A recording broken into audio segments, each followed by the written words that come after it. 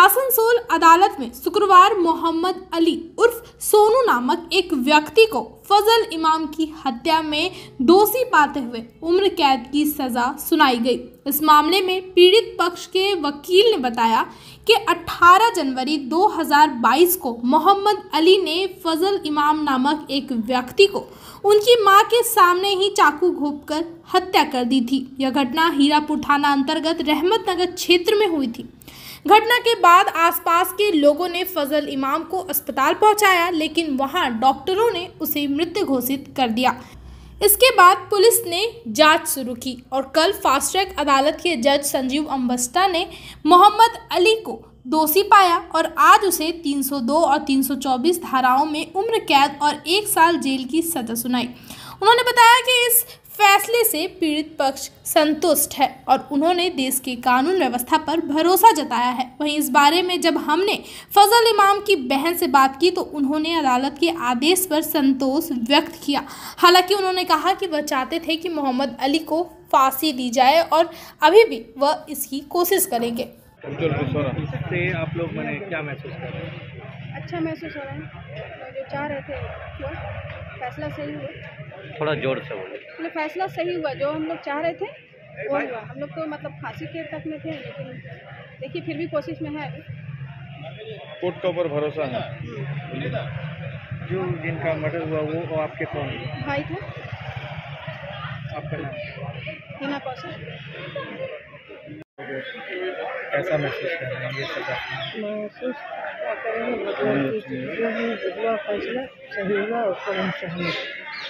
ये कब हुआ था हादसा? ये काम जी? कब हुआ? घटना कब हुआ था? घटना हुआ तो 2022 में हुआ, 1 जनवरी 18 तारीख को, दिन मंगल को। आपके सामने हुआ? जी मेरे सामने हुआ।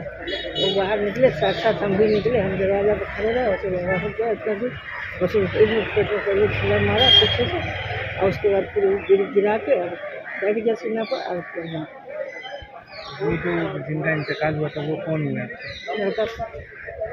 आपका नाम? आपका नाम? आपका नाम? मेरा नाम माजरी खातून।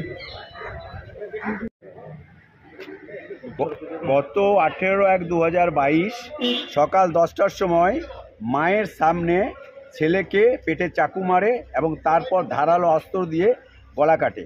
এটা করেছিল এটা মোহাম্মদ আলী আলাইহিস সোনু রহমতনগরের, ঠিক আছে, রহমতনগরের, এবং করেছিল ফজল ইমাম বলে যে ছেলেটি তাকে হত্যা করে এবং তারপর ওখানকার সবাই মিলে হসপিটালে নিয়ে যায়, হসপিটালে মৃত বলে ঘোষণা করে।